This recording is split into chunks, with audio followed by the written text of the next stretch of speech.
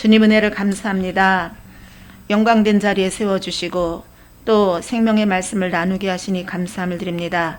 성령 하나님께서 저들을 귀하게 보시고 또 사랑하시니 이 시간도 주님께서 생명의 말씀을 입술에서 풀어낼 수 있도록 인도해 주시고, 하나님 아버지, 우리가 그로 인하여 성령의 교통하심에 따라 강건해지며 충만한 시간 되게 하여 주옵소서.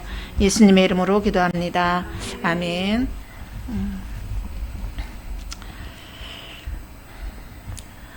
자, 책은 202쪽이에요. 202쪽.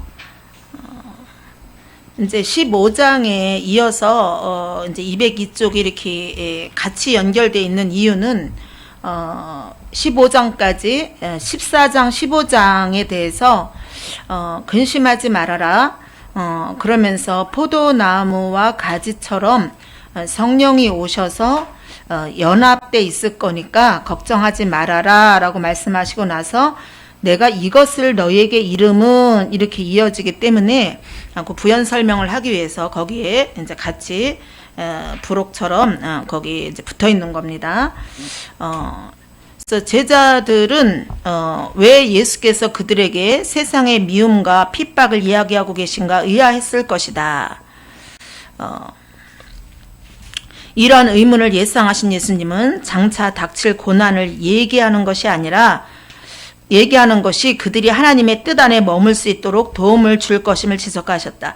사실은 이제 공간 복음에는 그 환란에 대해서 적나라하게 나오죠. 그 예수님이 예루살렘 입성하시고 나서 공간 복음 세 부분이 다 환란의 징조, 또 환란 때에 일어날 일, 이런 것들을 다 언급하고 있어요. 근데 요한복음은 그거를 싹 뺐어요. 빼는 대신에 뭐가 자세히 나와 있냐면 성령이 하시는 일을 하고 있는 거예요. 그러니까 결국은 너희가, 물론 여기서도 너희가 핍박을 받을 것이다, 세상으로부터 환난을 당하나 담대하라, 이렇게 말씀을 하지만 그 재난의 징조, 뭐 열처녀 비유라든가 뭐 많이 있잖아요. 근데 그런 거를 하나도 언급하지 않는 것은 결국은 너희가 이길 수 있는 방법은 성령이 오셔서 도와줄 것이다, 그것을 요한복음에서는 설명하고 있는 거예요.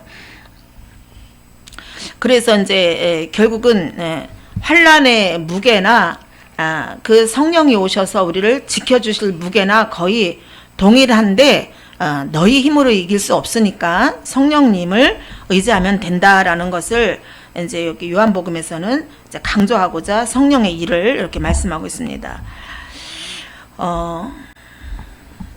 제자들은 자, 성경을 보면 2절에 보니까 1절부터 봅니다. 내가 이것을 너희에게 이름은 너희로 실족하지 않게 하려 함이니 사람들이 너희를 출교할 뿐 아니라 때가 이르면 무릇 너희를 죽이는 자가 생각하기를 이것이 하나님을 섬기는 일이라 하리라. 유대인들에게 있어서 가장 큰 그 징계는 바로 출교와 이제 죽이는 거죠. 그 사형입니다. 그래서 그럴지라도, 그런 일이 올지라도 근심하지 말아라, 이것을 여기서 이제 설명하고 있죠.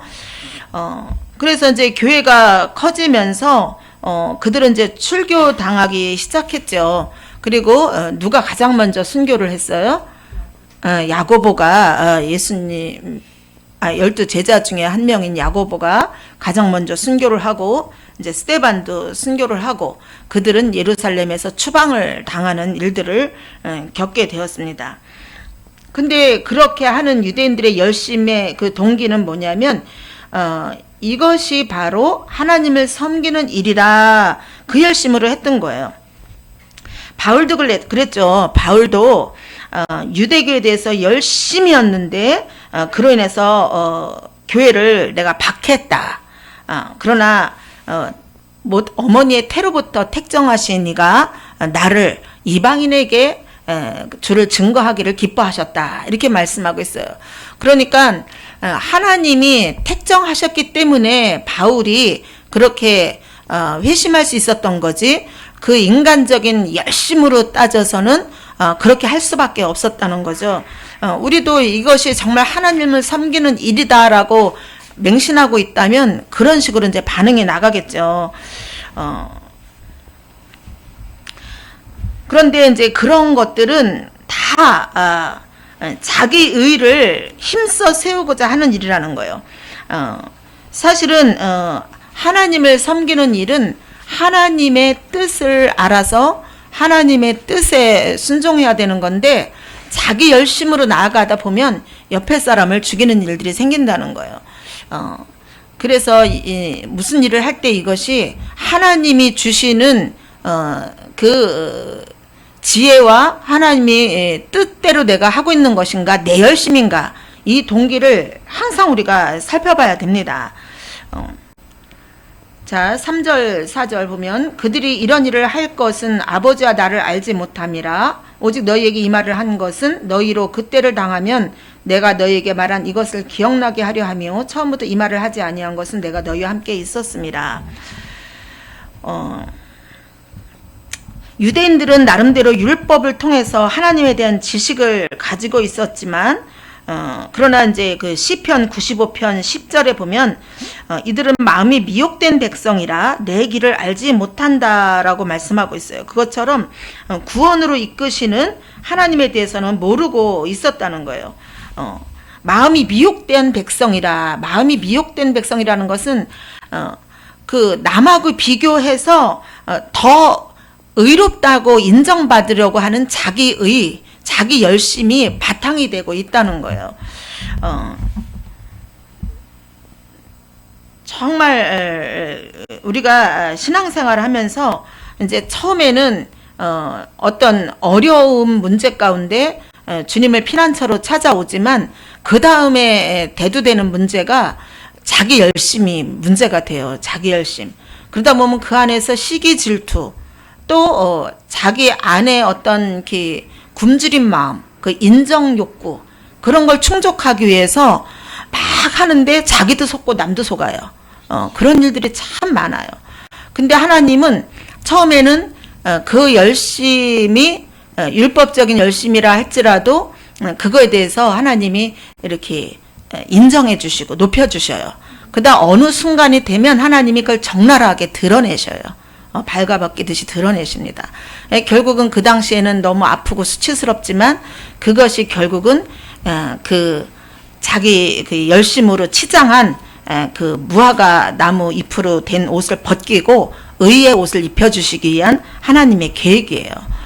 그래서 보면은 자기가 늘 넘어지는 그 부분이 있으면 그 부분이 자기가 이렇게 감추어져 있는 하나님보다 더 이렇게 비중을 두고 있는 부분인 걸 알 수 있어요. 물질을 추구하는 자, 명예를 추구하는 자, 또 어떤 이렇게 육신의 건강을 또 염려하는 자, 이런 자들 보면 뭐 세상 사람들은 우리가 비교할 게 아니고 뭐 이제 성경에도 나오지만 외인들이야 하나님이 마지막 때 심판하시겠지만 그러나 그 안에 들어와 있는 자들은 주님이 그렇게 이제 하신다는 거예요. 그래서 이제 그렇게 합니다. 이제 자, 예수께서는 다가올 박해에 대비해 제자들의 믿음을 강화시키고자 그들에게 이러한 충고를 하셨다. 미래를 정확히 예언하는 그분의 능력을 알 때 그분에 대한 그들의 신앙은 더욱 자라게 된다. 이전에 이러한 경고를 하지 아니한 것은 그때에는 세상의 미움이 그분에게만 향하고 있었기 때문이고 또 예수께서는 그들을 몸소 감싸 주셨죠. 그래서 보면 제자들이 안식일에 밀밭에서 이삭을 잘라 먹을 때도 사실 그 행동을 제자들이 했잖아요. 근데 비난했을 때 예수님이 너희가 다윗이 하나님의 전에서 제사장만 먹을 수 있는 진설병을 다윗이 먹었던 것을 기억하지 못하느냐 하면서 제자들을 이렇게 감싸주고 이제 변호를 해주셨어요. 그렇기 때문에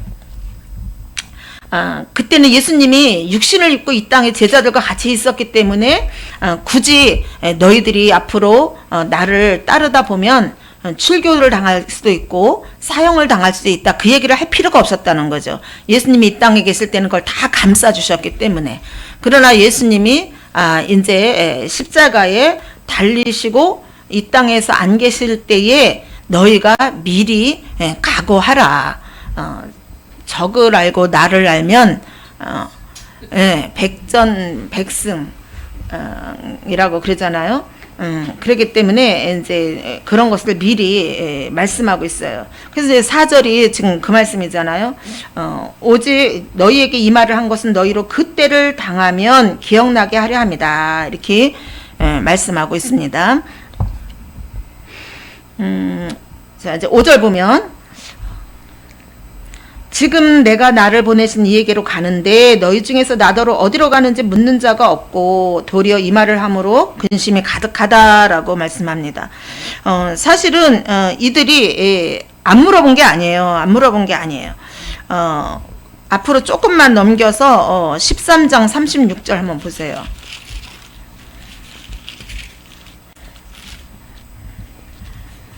거기 보면 시몬 베드로가 이르되 주여 어디로 가시나이까? 예수께서 대답하시되 내가 가는 곳에 내가 지금은 따라올 수 없으나 후에는 따라오리라. 분명히 어디로 가시나이까 베드로가 물었어요. 그리고 이제 14장 5절에서도 또 비슷한 내용이 있습니다. 그렇다면 여기서 왜 묻는 자가 없다 이렇게 말씀하는 거냐 하면 베드로가 앞에서 물어보는 거는 어떤 장소적인 개념이었어요. 어디로 가시나이까? 내가 가는 곳은 너희들 올 수 없다. 장소적인 개념인데 여기서는 어떤 의미적인 개념이에요. 예수님이 가시는 곳에 그곳이 도대체 어떤 곳입니까? 이런 의미죠.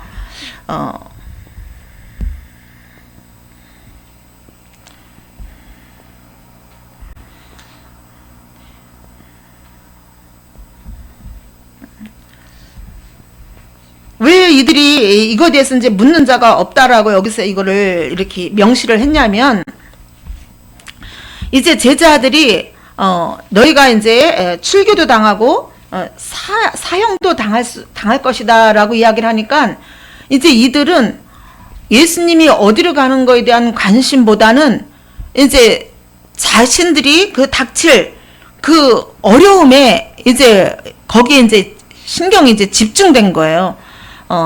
사실 보면 신앙생활 하다가 자기 문제가 너무 크게 느껴지면 주님의 뜻이나 교회를 향한 하나님의 뜻에는 관심이 없게 되는 것을 이제 이렇게 성도들도 그렇잖아요. 자신의 문제가 너무 크면 그렇습니다. 그래서 오히려 이 말을 해주는 것은 너희들한테 근심이 없게 하기 위해서 하는 건데 너희들은 지금 그 문제 때문에 근심하고 있구나. 사실은 어떻게 물어야 되냐면 그래요? 주님, 그렇다면 출교당하는 일, 사형당하는 일이 생길 때 우리는 누구를 의지하나요? 아니면 우리가 어떻게 대처해야 될까요? 이래야 되는데 이거 큰일 났구나. 이거 예수님 따른다는 것이 이렇게 큰 문제구나. 이래서 이런 거를 정말 이렇게 믿음이 연약한 자들에게는 사실 예수 믿는다는 것은 이러이러한 것을 각오해야 됩니다. 이런 것을 말하기가 조심스러운 게 이렇게 이제 연약한 자들 때문에 그래요.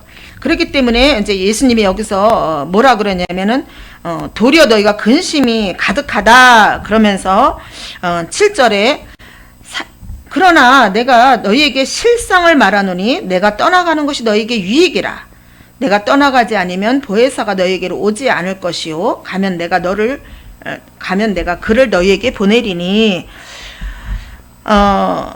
여기서 이제 실상을 말하노니, 근데 이제 실상이라는 것이 헬라어로 알레데이아예요. 알레데이아. 근데 이것은 이제 특히 이제 여기 요한복음 8장에 보면 진리에 대해서 굉장히 많이 나와요. 너희 속에 진리가 없기 때문에 그렇다. 막 그러면서 진리에 대해서 많이 말씀하는데 거기 진리가 똑같이 알레데이아예요. 그래서 내가 너에게 진리를 말하겠다 이렇게 했으면 이 내용이 더 풍성해지는데 여기서는 우리나라 번역이 이제 실상이라고 이렇게 이야기를 했어요. 왜 그러냐면 성령이 오셔서 하시는 일이 진리기 때문에 1%라도 거짓이 거기에 보태거나 빼면 그건 진리가 아니거든요. 그러나 보혜사가 이제 무슨 뜻이라 그랬어요? 곁에서 돕는 사람이라는 뜻이라 그랬잖아요. 파라클레토스. 그래서 이거는 이제 법적 보조인, 우리나라 말로 하면 변호사 역할을 한다는 뜻이에요. 변호사 역할. 그러면 변호사가 이제 법적으로 이렇게 이제 싸울 때 이제 검사와 변호사가 이걸 이제 이렇게 서로 이렇게 이제 다투는 거잖아요. 그때 진리 1%도 거짓 보태거나 빼지 않은 그 진리만을 가지고 변호사가 이야기를 했을 때에 이 보호를 받는 사람은 안전하다는 거예요. 안전하다는 거. 그렇기 때문에 실상 내가 진리를 지금 말하는데 내가 가는 것이 너희에게 더 유익한 것은 한치의 오차도 없이 너희들을 대변해 주실 성령이 오실 것이기 때문에 그렇다. 지금 이제 그 말씀을 하고 있는 겁니다. 자, 거기 203쪽 밑에서 세 번째 줄 보면 예수께서는 사람들의 죄를 사해 주시기 위해 죄 대속을 필요로 하셨다. 또한 그분이 떠나가지 아니하면 속죄를 적용할 보혜사를 보내실 영광의 주님이 존재하지 않게 된다. 자, 성부, 성자, 성령 하나님이 하는 역할을 대표적으로 보면 성부 하나님은 속죄를 계획하신 거예요. 그리고 성자 예수님은 속죄를 완성하셨어요. 그리고 성령 하나님은 그 속죄의 사역을 우리에게 적용시켜 주셔요. 증거하시고 적용하는 거. 그러니까 우리가 어떠한 죄책감이 든다, 어떤 질병 때문에 힘들어졌다, 가난의 문제가 대두됐다, 그랬을 때 우리가 어떤 정죄감에 사로잡힌다든가 또 사람들을 보기를 부끄러워한다든가 특히 이제 어떤 기복신앙을 가리키는 교회에서 신앙생활했던 사람들은 어려운 문제가 생기면 쉬쉬해요. 그렇지 않으면 떠나버려요. 제가 아는 분도 아주 신실한 장로님과 권사님이에요. 근데 그 교회 수석 장로님이셨고 학교에서 수학 선생님으로 정년 퇴직을 하셨어요. 아주 존경받는 분이고 중등부 부장을 하시고 그랬는데 일찌감치 치매가 오신 거예요. 정년 퇴직하고 얼마 안 돼서. 근데 이 권사님이 저한테만 그 얘기를 하고 성도들이 알까봐 쉬쉬하시는 거예요. 그래서 많이 안타까웠어요. 아니 많이 안타까운데 그래서 제가 이제 얼마나 갑갑할까 이제 바람이라도 좀 쐬드리고 싶어서 이제 엊그저께 통화를 했는데 그래요. 근데 이제 그럴 때 성령이 오시면 그 속죄를 적용해 준다는 거예요. 너는 이미 죄에 대해서 다 예수 그리스도가 다 대속하셨기 때문에 그런 것 때문에 부끄러워할 필요가 없다. 그리고 또 이 고통을 통해서 하나님은 좋으신 분 선한 목자이기 때문에 반드시 더 좋은 길로 인도하실 것이다. 아니면 이걸 통해서 더 진리를 깨닫게 될 것이다. 뭐 여러 가지 이제 성령님께서 적용해 주시겠죠. 그래서 이제 이런 문제가 있는데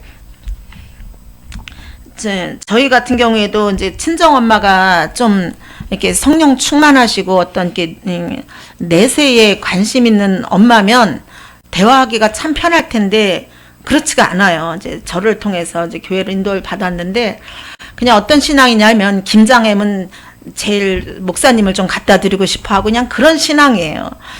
그러다 보니까 막 자식들이 누구네 집에 시골은 막 다 누구네 집에 뭐 몇 평짜리 그 자식은 집을 샀대더라 막 이런 게 늘 부러우신 거예요. 그래서 엄마 이 땅에 나그네의 길이고 월세를 살든 전세를 살든 천국에 더 좋은 집이 기다리고 있는데 그런 거는 아무렇지도 않다고 이제 그래도 그게 이제 한 번 두 번 이렇게 하다 보면 자식은 부모를 기쁘게 할 때 또 기쁘잖아요. 그러니까 이제 그 신앙이 안타까운데, 그래서 엄마가, 저번에도 제가 엄마 예를 좀 들었는데, 엄마가 연약할 때는, 몸이 아프시든가, 또 이제 우리 오빠 때문에 엄마가 좀 마음고생을 했어요. 그럴 때 제가 이제 오빠를 이렇게 돌봐야 되는 문제가 있었어요. 그럴 때는 엄마한테 제가 신앙으로 권면하는 거가 너무 쉬워요. 의지하니까. 또 당신이 새벽 기도 갔다 와서 제가 기도로다가 기도해주고 그러면 아멘 하면서 받고, 몸이 아프시고 이제 자식 문제가 있으니까. 근데 요즘 이제 모든 게 평안하니까 이제 그런 게 다 이제 비교 대상인 거예요. 그래서 참 이 성령님이 오시면 이런 거를 적용을 해 주셔야 되는데, 그래서 우리가 성령 충만하지 않으면 늘 이 땅에서 보는 환경에서 오는 세상의 가치관 때문에 우리의 마음이 휘둘리고 또 울적해지기도 하고 그렇습니다. 그래서 우리가 성령 보혜사가 오는 것이 진리다. 너희 안에 보혜사가, 성령이 계실 때 너희가 가장 확실하게 위로받을 수 있고, 또 그 환경 가운데서도 답을 찾을 수 있다. 여기서 이제 그렇게 말씀하는 거죠. 예수님이 땅에 계실 때는 6일 있고 계셨기 때문에 어떤 장소적인 제한, 시간적인 시공간의 제한을 받을 수밖에 없었지만, 보혜사 성령이 오시면 모든 사람에게 이렇게 해주실 수 있으니까 그것이 유익하다는 거죠. 자, 근데 그분이 오셔서 하시는 일, 8절에 보면 죄에 대하여, 의에 대하여, 심판에 대하여 세상을 책망하시리라, 이렇게 말씀합니다. 성령 사역이 똑같이 요한복음 14장 26절에는 보면 성령이 오시면 너희들을 가르치고 또 내가 했던 말들을 생각나게 할 것이다. 그렇게 이제 성령의 사역을 말씀했어요. 그것도 맞죠? 성령이 오시면 우리를 가르치시고 생각나게 해서. 그게 바로 이제 적용이에요. 적용. 그렇게 하시는데, 여기서는 이제 죄와 의와 심판에 대해서 세상을 책망하시겠다라고 말씀합니다. 자, 책을 204쪽, 거기 중간 보면 16장 8절,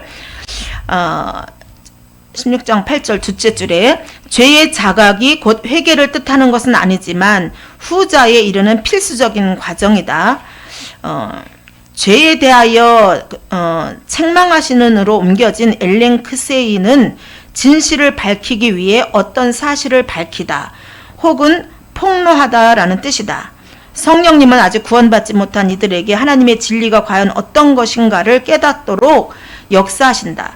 그렇기 때문에 14장 26절에서 너희를 가르치고 생각나게 할 것이다 라는 사역은 믿는 자들에게 하시는 사역이에요. 우리 믿는 자들에게.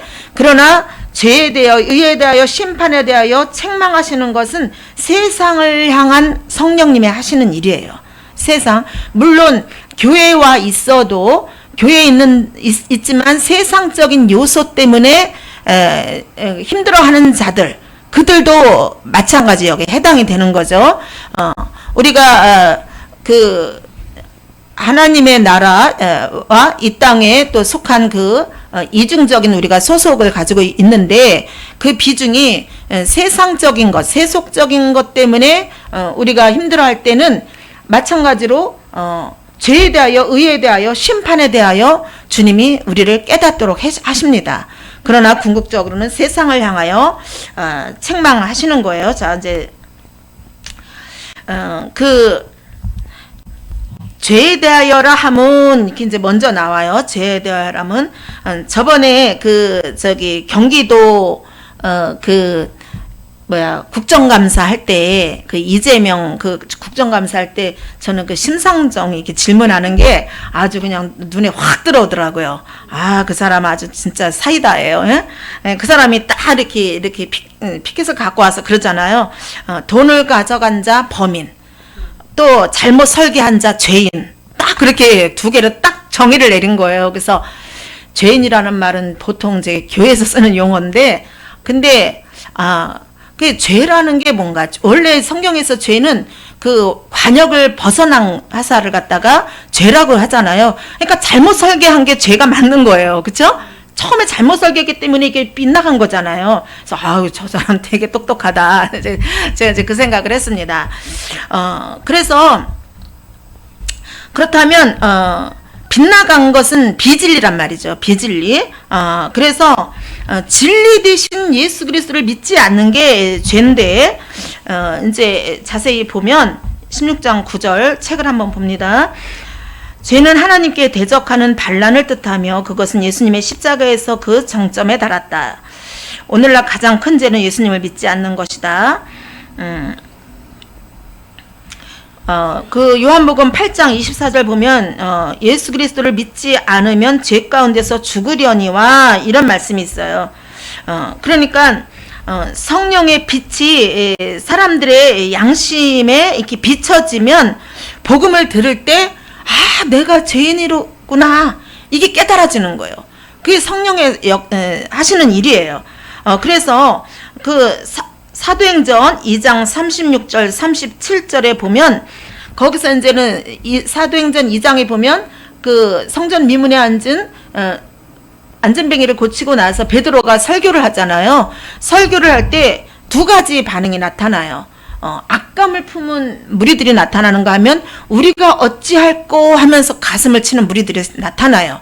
그래서 저기 회개하고 제사함을 받으라. 그러면 유쾌하게 되는 날이 주로부터 이를 것이다. 이렇게 말씀하잖아요. 그러니까 성령이 베드로의 입술을 주장하니까 그 성령의 빛이 그들의 마음의 양심에 비춰지니까 그들의 죄가 드러나면서 우리가 어찌할꼬 이런 일이 나타난다는 거예요. 그러니까 베드로가 설교한 거가 뭐냐면 구약에 나타난 그 그리스도에 대한 설교를 쭉 한 거잖아요. 그러니까 그리스도에 대해서 설교를 할 때 바로 다른 게 죄가 아니다. 그 말씀대로 오신 예수 그리스도를 거부한 것이 바로 죄다. 이것을 성령이 알려주시면 그들이 심판, 회개한다는 것은 이제 심판에 이르렀다는 거예요. 그렇죠? 자기 죄 회개하는 순간 죄가 씻겨 나가니까 주로부터 유쾌한 일이 일어날 것이다. 이건 뭐예요? 심판하면서 이제 죄가 떠나가는 것을 말씀합니다. 근데 거기서 회개하지 않으면 이제 그야말로 그 영원한 심판으로 이제 가게 되는 거죠. 그래서 이제 그 세상에서의 선의 기준은 율법입니다. 물론 이제 율법이라는 용어를 우리가 이제 이렇게 구약의 율법만 이야기를 하지만 다른 어떤 이슬람도 율법이라고 용어를 쓰잖아요. 그러니까 어떤 세상에서 이야기하는 어떤 그 도덕법 아니면 뭐 이렇게 세상의 법 이런 것들이 다 이제 선의 기준이에요. 그러나 하나님의 나라에서의 선의 기준은 바로 믿음입니다. 믿음. 예수 그리스도께서 나를 위하여 죽으셨다라는 것을 믿는 것, 그 믿지 않는 것이 바로 죄라는 거죠.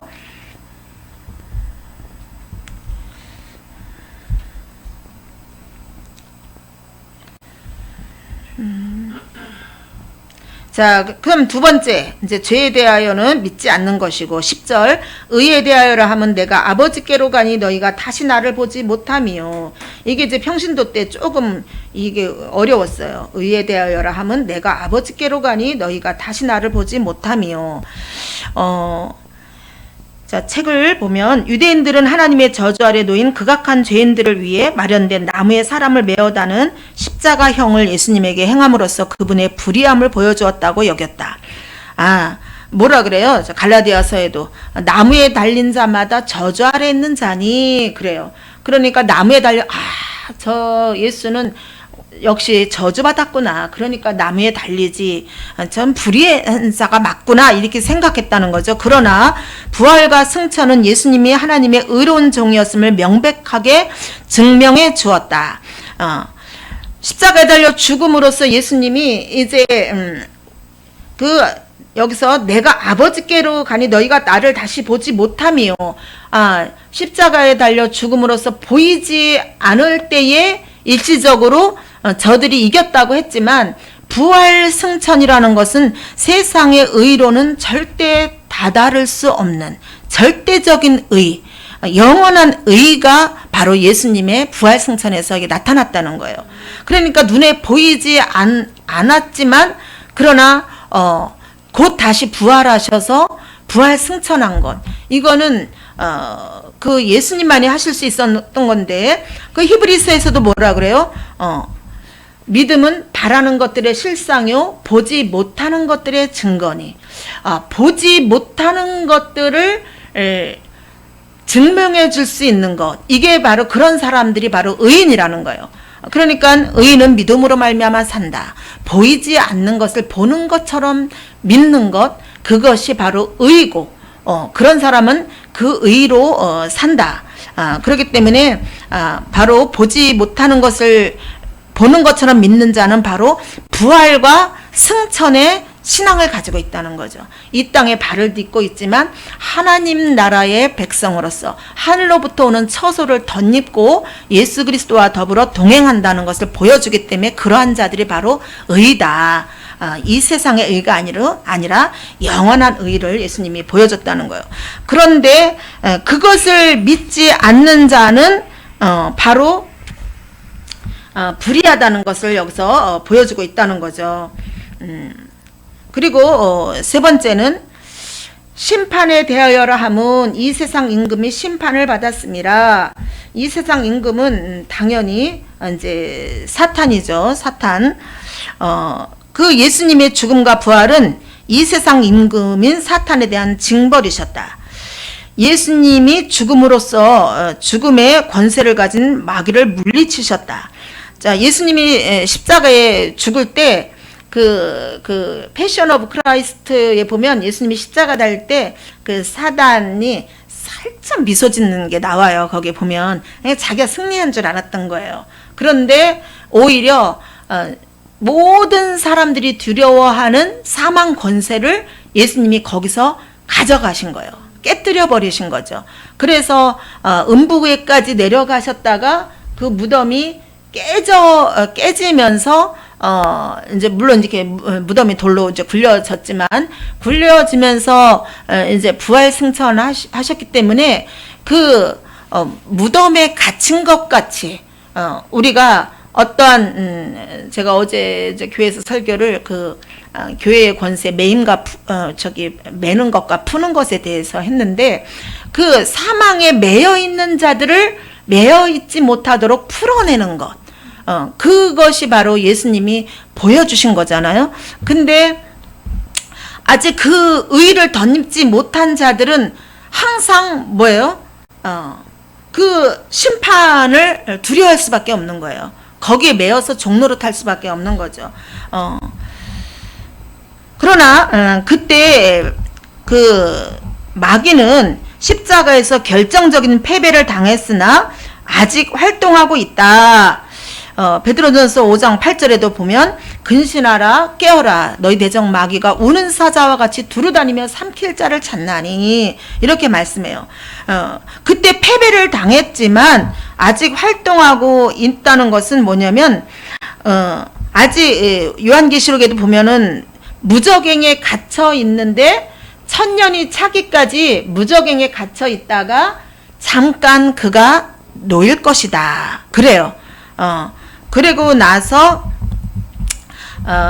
나중에 이제 불못에 던져지게 되죠. 불못에 던져집니다. 그래서 이게 이제 이런 데서 이제 무천년주의자, 뭐 전천년주의자 이런 게 나오는 거예요. 어떤 세대주의적으로 봤을 때는 이게 이제는 시간의 끝에 가서 그런 일이 일어난다는 거죠. 그러나 이제 무천년주의자들은 그냥 현세 우리들이 개개인이 살고 있는 우리의 삶 속에서도 예수 그리스도를 믿을 때에 예수 그리스도께서 십자가에서 나를 위하여 죽으심으로 사단은 이제 더 이상 나에게 어떠한 권리도 없다. 그 믿음이 우리에게 올 때 사단은 무저갱에 이제 갇힌 거예요. 갇혔지만 우리가 이제 예수 그리스도를 믿으면서 나아가다가 아까 근신하라 깨어라 너희 대적 우는 사자같이 사단이 두루 다니다가 우리가 어떠한 깨어있지 못한 상태, 영적으로 잠자는 것 같이 무기력해 있을 때는 그 무적행에서 잠시 나와서 활동하는 것처럼 우리를 넘어뜨리려고 공격을 한다는 거예요. 그렇기 때문에 분명히 이기셨다. 너희가 세상에서 환난을 당하나 담대하라, 내가 세상을 이겼다 하시지만 베드로전서에서는 우는 사자같이 두루다니며 삼키려고 하니까 근신하라라고 말씀을 한다는 거예요. 그래서 우리가 이런 이제 그럴 때 신앙생활 하다가 우리가 게으르거나 낙심하거나 어떤 세속적인 거에 우리가 마음을 빼앗겼을 때 잠시 무적행에 갇힌 것 같았던 사단이 와서 우리를 공격을 할 때, 그럴 때 이제 성령이 이러한 말씀을 가지고 우리를 생각나게 하는 거죠. 아, 이 세상 임금을 심판받았어. 이런 말씀. 그러면서 우리를 이기게 하는 거예요. 그러나 세상을 향해서는 너희 임금은 심판받았다. 너희들이 믿는 것들은 아무것도 아니다. 이것을 증거할 때 그 말씀을 듣고 회개하는 자들은 돌아오는 것이고, 그렇지 않은 자들은 그냥 이제 버림받는 거죠. 그래서 이제 세상을 향해서 책망하시는 거지만 믿는 자들에게도 세상적인 가치관으로 우리가 마음을 빼앗길 때 우리도 동일하게 이 말씀이 적용이 된다는 것을 이제 알 수가 있습니다.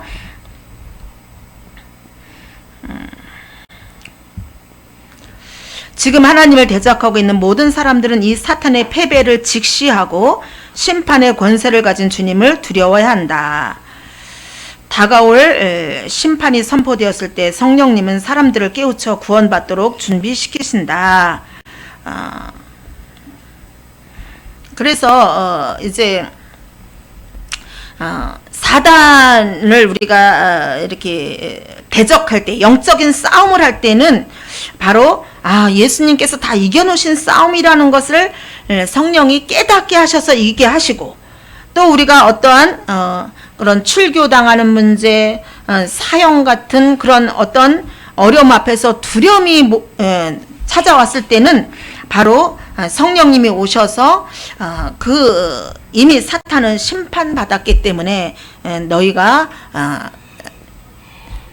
평안하라 라고 우리에게 위로를 주시는 일, 이러한 일들을 이제 성령님이 우리에게 하십니다. 12절, 13절, 내가 아직도 너희에게 이를 것이 많으나 지금은 너희가 감당하지 못하리라. 그러나 진리의 성령이 오시면 그가 너희를 모든 진리 가운데로 인도하시리니 그가 스스로 말하지 않고 오직 들은 것을 말하며 장래일을 너희에게 알게 할 것이다. 알리시리라. 자, 그 현세에 그 집중되어 있는 자들은 성령의 일을 온전히 깨닫지를 못해요. 그래서 여기서 보면은 아직도 너희에게 잃을 것이 많지만 너희가 감당치 못할 것이다, 이렇게 말씀하고 있는 거예요. 뭐 이후에 일어나잖아요. 이후에 보면 베드로가 어린아이 앞에서조차 그 예수님을 모른다라고 이야기를 하는 일. 그러니까 지금 너무 연약해 있는 거예요. 연약해 있지만 그리고 심지어는 부활하신 예수님을 만났는데도 이들이 그냥 물고기를 잡으러 가는 거예요. 그러나 오순절 성령 강림 후에는 이들이 부활의 예수님을 만났을 때보다도 오히려 더 죽음을 두려워하지 않고 나아가서 그 복음을 전할 때 3,000명, 5,000명씩 회개하는 일들이 일어났다는 거죠. 그래서 이제 우리도 마찬가지예요. 우리도 이런 이야기를 하면 저 사람이 깨달을 수 있을까? 그렇다고 해서 우리가 미리 포기하면 안 돼요. 물론 여기서도 예수님이 더 많이 알려줄 것이 많지만 아직 감당하지 못할 것 같으니까 깊이는 우리가 수위 조절은 해야 되지만, 그러나 그 때가 되면, 때가 이르면 성령이 우리 목사님이 했던 게 바로 이 얘기구나, 우리 권사님이 그때 얘기했던 것이 바로 이거구나, 이게 이제 생각나도록 그때 알려주신다는 거예요. 그래서 지금 예수님이 뭐 출교에 대해서 이런 것도 이제 쭉 말씀하시면서 그렇게 하십니다.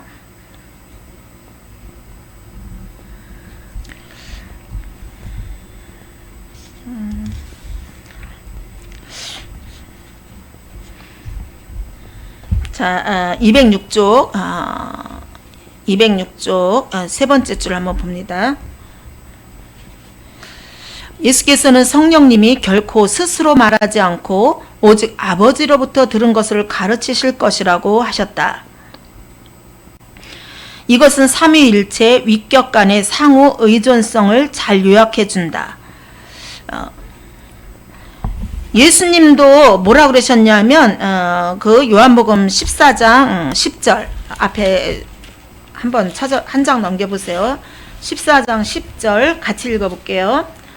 내가 아버지 안에 거하고 아버지는 내 안에 거하시는 것을 내가 믿지 아니하느냐. 내가 너희에게 이르는 말은 스스로 하는 것이 아니라 아버지께서 내 안에 계셔서 그의 일을 하시는 것이라. 아멘. 예. 아버지와 예수님이 서로 연합되어 있는 것. 그렇기 때문에 예수님이 하시는 말은 스스로 하는 것이 아니다 그랬는데, 오늘 여기서는 성령님이 하시는 말도 스스로 말하지 않고 오직 들은 것을 말한다. 그리고 장래일을 너에게 알리시리라. 이거를 봐서 바로 아버지와 성령님과 예수님이 연합되어 있다는 것을 여기서 또 보여주고 있어요. 예수님도 스스로 말하지 않은 것처럼 성령님도 스스로 말씀하지 않을 것이다. 오직 아버지께 들은 것, 아버지께서 뭐에 대해서 알려주시는가, 성령님에게 바로 아들에 대해서 사도들에게 무엇을 가르칠 것인가를 성령님께 아버지가 말씀해 주신다는 거예요. 그래서 성령이 하시는 일은, 성령이 기뻐하시는 설교는 바로 예수 그리스도에 대해서 전하는 거예요. 왜? 바로 성령 아버지 하나님이 성령을 통해서 예수님이 이 땅에서 하셨던 일, 14절에 그게 나오잖아요. 그가 내 영광을 나타내리니 내 것을 가지고 너에게 알리시겠습니다. 내 것을 가지고. 그래서 우리가 이제는 단순하게는 다 알아요. 이 정도 믿으면 예수님은 우리를 위하여 하늘 영광을 버리고 이 땅에 오셨고, 또 이 땅에서 많은 것을 가르치고 치유하고 전파하시다가 십자가에 죽으시고 부활 승천하셨다. 우리는 그걸 믿는다. 이건 다 알아요. 아는데 그럼 그것만 나와야지. 성경이 창세기부터 얼마나 내용이 많아요. 그런 내용을 통해서 이것도 예수님을 증거하는 거네. 이거 어린 양도 예수님이네. 비둘기도 어린 양이네. 이게 밧줄 붉은 줄도 예수님이네. 이런 거를 발견할 때마다 우리가 더 풍성해지는 거예요.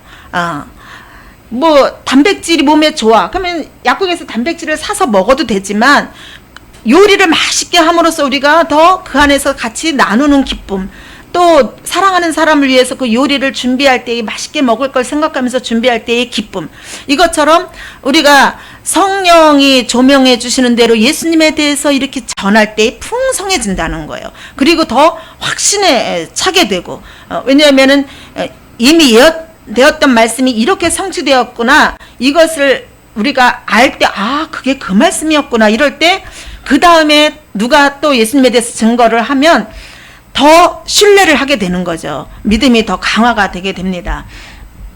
그래서 이렇게 이제 성령이 오셔서 부분적으로 이해하고 있었던 것들을 바로 부활과 십자가와 부활에 대해서, 또 재림에 대해서 더 통찰해 주시고 무장시키는 일을 성령이 오셔서 하실 거라는 거죠.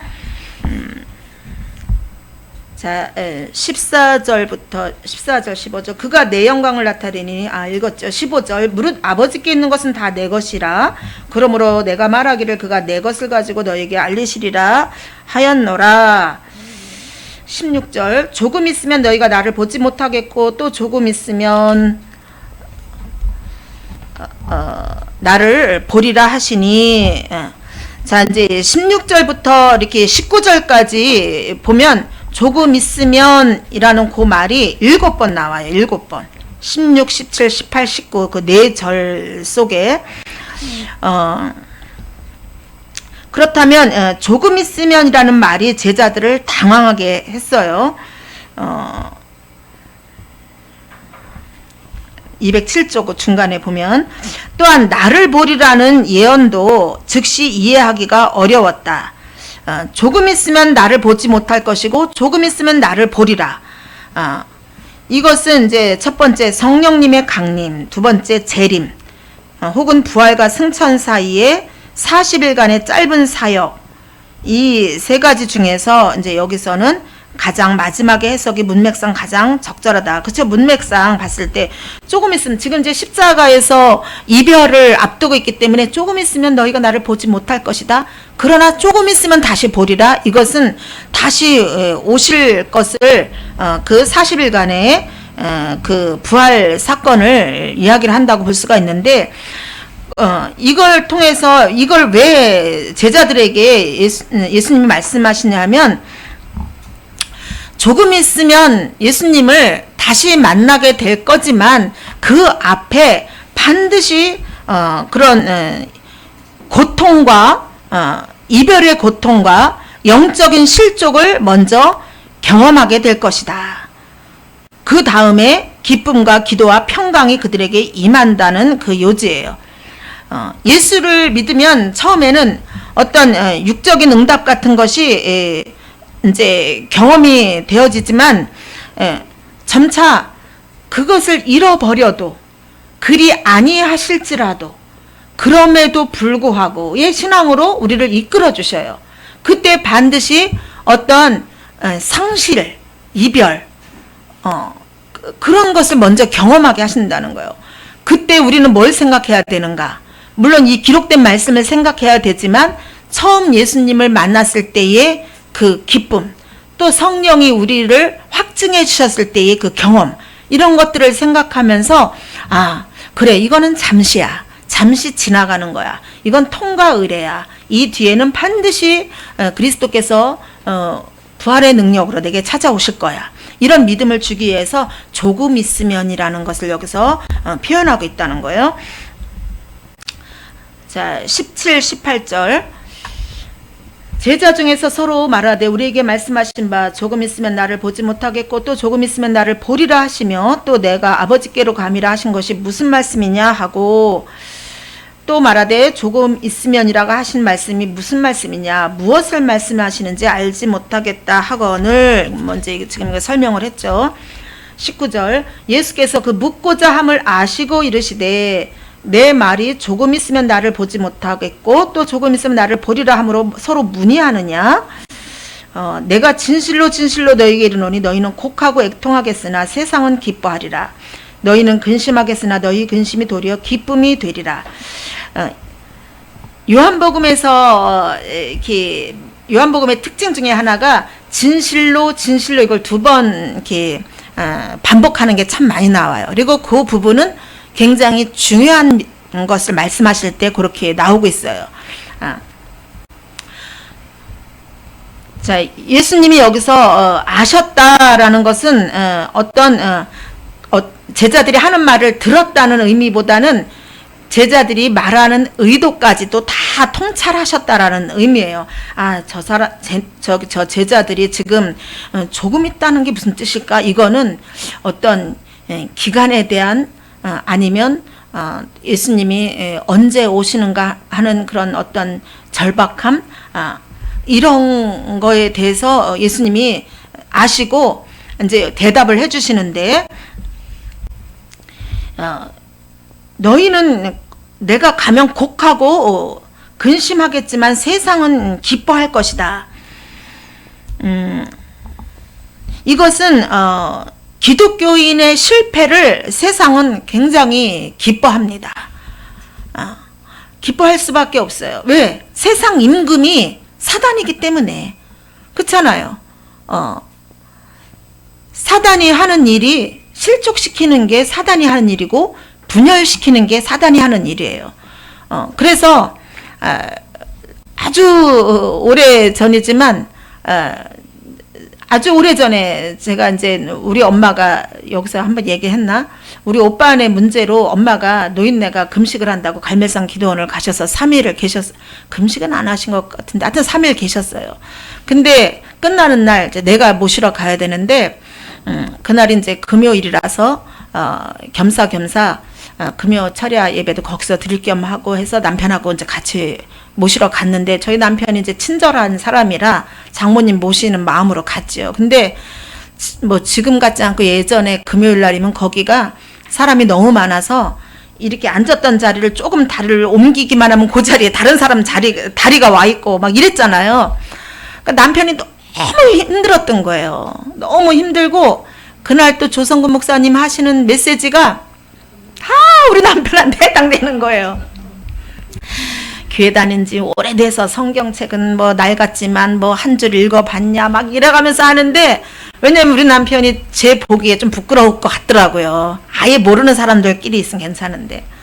근데 언제 오면서 이제 짜증을 있는 대로 부리는 거예요. 그때 제가, 그래, 여기서 내가 같이 마음 상하면 사단밖에 사단이 좋아하는 일밖에 더 되냐, 그런 마음을 하나님이 주시다는, 그게 이제 바로 그거잖아요. 우리가 승리하고 그러는 걸 사단이 싫어하는데, 사단이 박수칠 일을 우리가 할 필요가 없잖아요.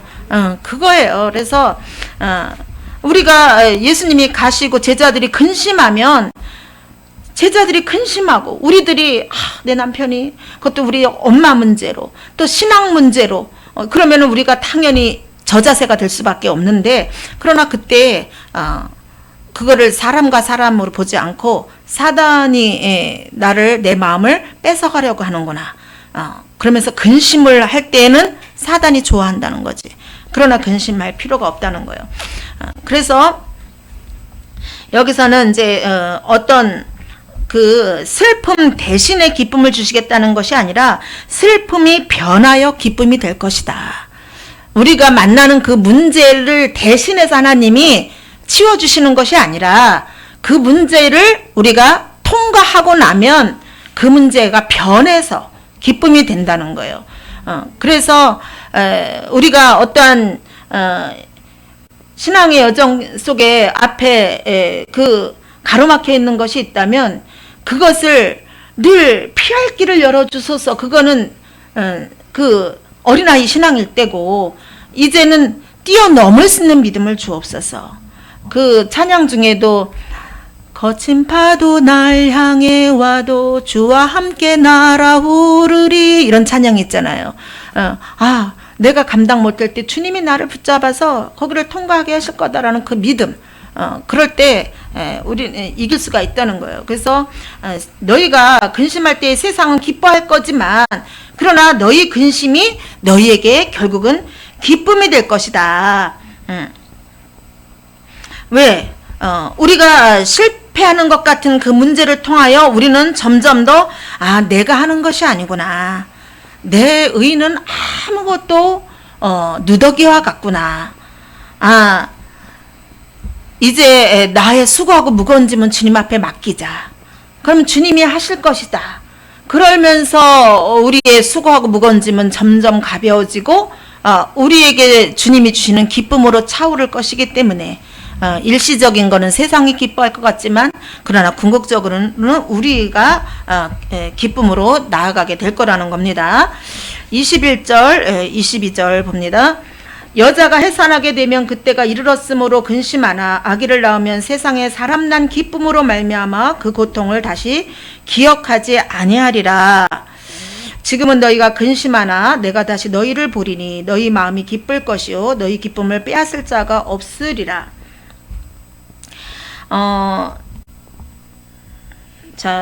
책을 한번 교재를 볼게요. 208쪽 중간 부분에 16장 21절부터 예수님은 아이를 낳는 고통이 곧 기쁨으로 변하는 사실을 예로 드심으로써 새로운 탄생의 순간에 겪을 고통이 곧 기쁨으로 변할 것임을 말씀하셨다. 이에 제자들은 근심의 상태에 처했으나 사실 그 앞에는 기쁨이 자리 잡고 있다. 그들이 부활하신 예수님을 배웠을 때 그들의 기쁨은 컸고 또 그 기쁨은 영원한 것이다 라고 말씀합니다. 그 구약에는 그 이제 새 시대, 메시아의 시대가 도래하기 전에는 반드시 멸망의 고통, 그 해산의 고통이 있을 것이라는 것이 굉장히 많이 나와 있어요. 이사야 13장 8절, 이사야 66장 8절, 예레미야 4장 31절, 예레미야 6장 24절, 호세아도 나오고 다 그렇게 그 아이 낳는 고통으로 그거를 말씀하고 있어요.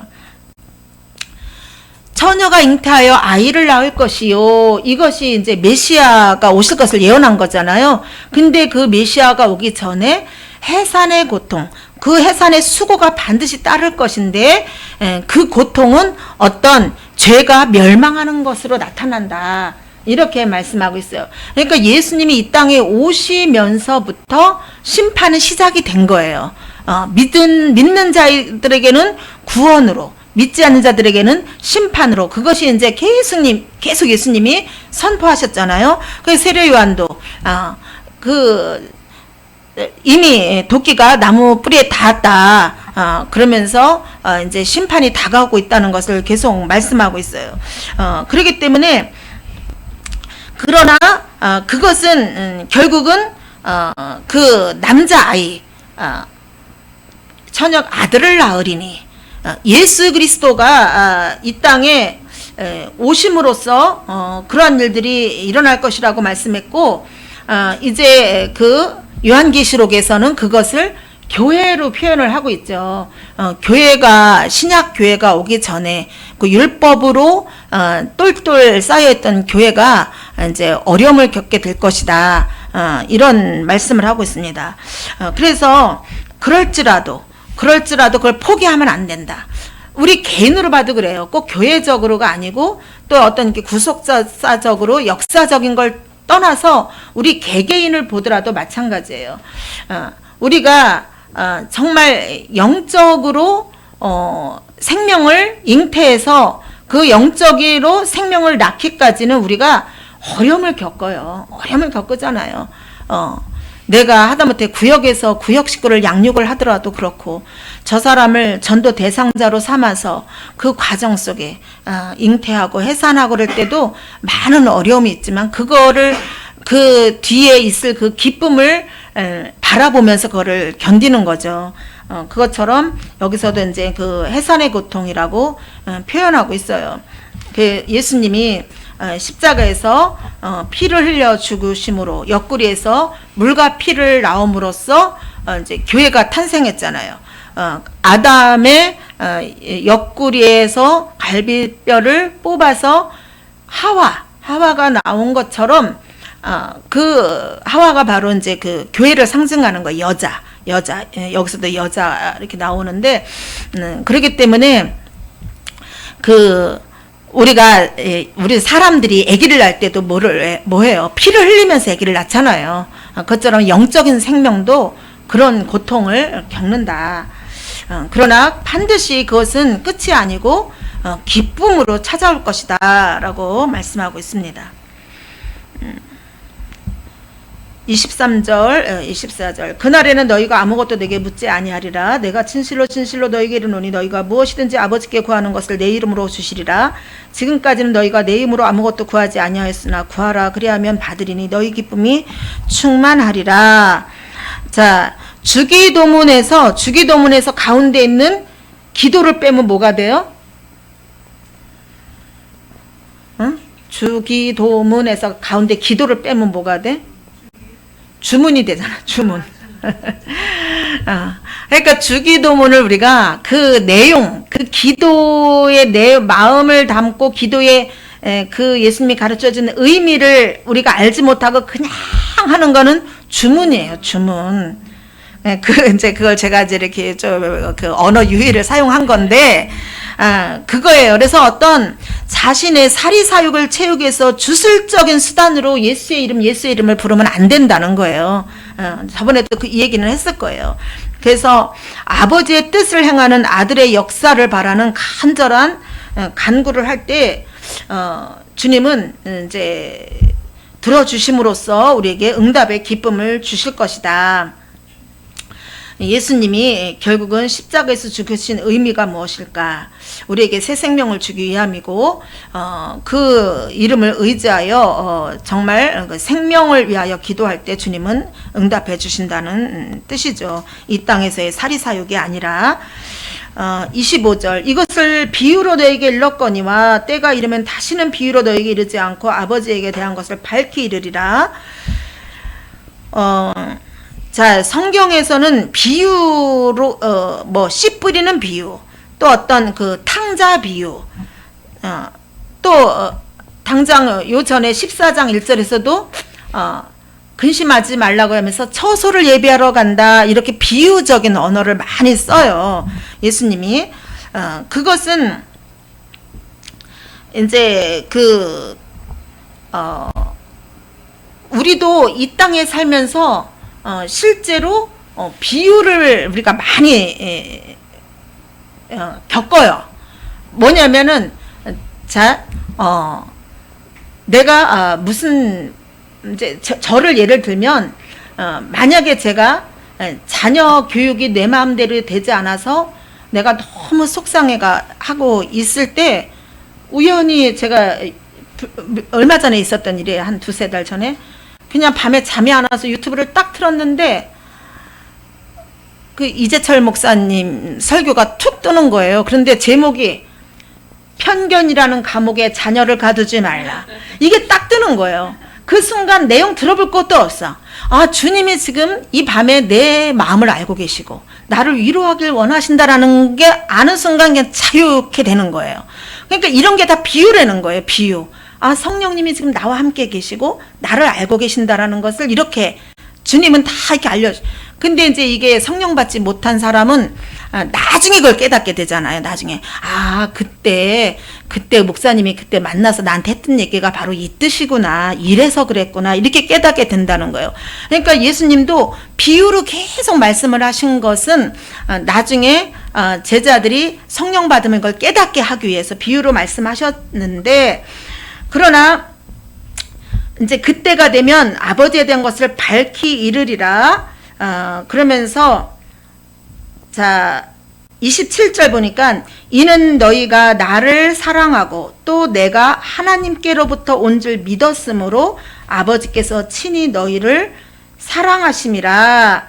그러니까 예수님이 친히 이제 비유로 말씀하시지 않고 성령님이 너희들에게 직접 가르칠 때가 있는데 그것은 친히 너희를 사랑하기 때문에 그렇다. 자, 내가 아버지에게서 나와 세상에 왔고 다시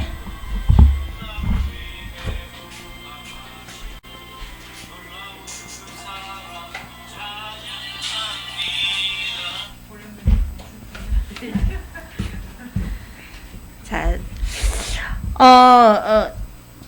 여기서 이제는 28절은 비유를 하나도 말씀하지 않고 내가 아버지에게서 와서 세상에 왔고 다시 세상을 떠나 아버지께로 가노라. 이건 비유가 아니고 그대로 말씀하신 거죠. 그러자 29절에 제자들이 말하되 지금은 밝히 말씀하시고 아무 비유로도 하지 아니하시니 지금에야 주께서 모든 것을 아시고 이렇게 이제 말씀하고 있습니다. 그러니까 이제 우리가 이제 설교를 할 때 이제 TV에서 대통령 후보들이 특히 그 이재명 씨가 보면은 아주 그런 비유를 적절한지 적절하지 않은지는 이제 여러분들이 판단할 것이지만 탁탁 그런 거를 잘 쓰더라고요. 뭐를 누가 막 뭐라고 공격을 하면 그러면은 뭐 9.11 사태 일어난 거는 누구 때문이냐 막 이런 식으로 막 비유를 들잖아요. 어쨌든 그 비유를 든다는 것은 그 상황을 좀 더 자세히 알아듣게 하기 위해서 비유를 드는 거지만 여기서도 예수님이 제자들을 사랑하는 마음으로 그러나 비유를 말씀했을 때 제자들에게는 그걸 해석을 해줬어요. 그렇죠? 근데 믿지 않는 자들은 돌이켜 그들이 돌아올까봐 비유로 말했다 이렇게 말할 정도로. 그걸 제가 저번에 한번 이사야서를 통해서 설명해 드렸죠.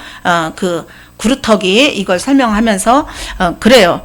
자기 부인이 되기까지는 걸 깨닫지 못하는 거예요. 근데 제자들에게는 그걸 해석을 예수님이 하셨는데 나중에는 예수님이 각오 없으시면 그 부분을 성령이 직접 우리에게 알려주신다는 거예요. 그렇다면 우리가 다 주님이 내 안에, 내가 주님 안에 있게 되면 굳이 비유를 하지 않아도 주님이, 성령님이 바로바로 깨닫게 하신다는 거죠. 그렇기 때문에 우리가 누구에게 특별히 그 설명을 듣지 않아도 진리의 성령이 오시면 다 가르쳐 주실 것입니다. 자, 32절 예수께서 대답하시되 이제는 너희가 믿느냐? 보라, 너희가 다 각각 제 곳으로 흩어지고 나를 혼자 둘 때가 오나니 벌써 왔도다. 그러나 내가 혼자 있는 것이 아니라 아버지께서 나와 함께 계시느니라. 이것을 너희에게 이르는 것은 너희로 내 안에서 평안을 누리게 하려 함이라. 세상에서는 너희가 환난을 당하나 담대하라. 내가 세상을 이겼노라. 환난의 출발은 세상으로부터 와요. 그쵸? 그러나 평안의 출발은 어디로부터 와요? 예수 그리스도로부터 오는 거예요. 근데 세상을 이기신 분이 예수님이기 때문에 결국은 우리가 예수님 안에서는 평안을 누릴 수가 있다. 그러나 우리가 예수님을 바라보지 않고 세상을 바라볼 때 세상으로부터 오는 환난을 우리가 이길 힘이 없어요. 그러나 우리가 시선을 돌이켜서 그 평안의 출발점이 되시는 예수님을 바라볼 때 예수님도 환난을 당하셨기 때문에 나를 도우실 수 있어. 예수님이 세상을 이기셨기 때문에 나도 이길 수 있어. 이렇게 우리가 승리할 수가 있다는 겁니다. 네. 뭐 다른 거는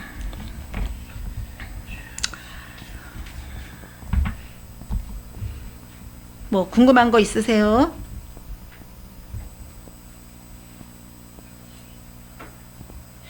요거를 아까 하나 건너뛰었어요. 26절 한번 보세요. 그걸 건너뛰었네. 이게 좀 중요한데, 그날에 너희가 내 이름으로 구할 것이요 내가 너희를 위하여 아버지께 구하겠다 하는 말이 아니니. 그래요. 그러면 이제 비유로 말씀하시지 않고 아버지에 대한 것을 성령 안에서 우리가 밝히 알게 되는 날은 우리가 직접 이제 기도할 수 있는 거잖아요. 그 천주교는 사제를 통하여 고해 성사를 하고 그렇지만 우리는 직접 이제 기도할 수가 있으니 내가 너희를 위하여 아버지께 구하겠다 하는 말이 아니니 이러면 이거 다른 성경에서는 예수님이 승천하셔서 하나님 보좌 우편에서 우리를 위하여 중보하신다고 했는데 이 말씀하고 이게 배치가 되네 이렇게 생각할 수가 있어요. 그런데 이 뜻은 뭐냐면 이제 요 바로 16장 지나서 17장에 보면 예수님이 대제사장의 기도를 구구절절히 하셔요. 영생에 대해서 또 제자들을 위해서 철저하게 중보기도해 주십니다. 저들을 세상에서 데려가지 마옵소서, 진리로 거룩하게 하옵소서, 이런 거에 대해서 계속 기도를 하시는 거예요. 그 기도를 이제 앞으로는 안 하시겠다는 거예요, 예수님이. 왜? 이제 성령이 오시면 죄에 대하여 세상에서 막 버림받을까봐 이런 거는 이제 그런 거에 대해서는 끝났다는 거예요. 그러니까 우리가 구원받았는데도 우리를 구원하여 주옵소서라는 기도를 하지 않아야 된다. 회개한 거에 대해서는 주님이 받으셨다는 것을 믿으면 그 다음 단계로 나가야 된다. 이것을 여기서 의미하고 있는 거예요. 그러나 다만 예수님이 하나님 보좌 우편에서 우리를 위하여 중보하시는 것은 뭐냐면은 악을 이길 수 있는 죄를 극복할 수 있는 힘을 달라고 우리를 위해서 중보 사역은 계속 하시는 거죠. 예수님이 예수를 믿어서 구원의 반열에 섰어도 우리가 연약하여서 외로워할 때, 슬퍼할 때, 또 힘들어할 때 그때를 위하여 예수님이 중보해 주시지만 어떤 죄에 대하여 예수님이 이 땅에서 우리를 보호해 주셨던 것 같은 그러한 기도는 이제 안 하시겠다, 이런 의미로 받아들이면 될 것입니다. 네, 기도하겠습니다. 주님의 은혜를 감사합니다.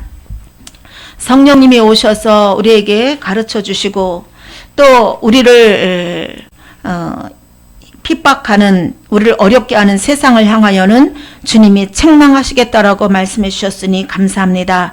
그러나 우리가 그리스도 안에 속해 있다 하면서도 세상적인 가치관으로 우리가 죄에 대하여, 의에 대하여, 심판에 대하여 우리가 또 잘못 깨달을 때도 있고 잘못 적용할 때도 있습니다. 그때는 또 성령이 오셔서 우리를 교정해 주시고 우리를 유혹하고 우리를 넘어지게 하는 사단의 세력을 또 주님께서 쫓아 버리시기 때문에 우리는 안전하니 참으로 감사함을 드립니다.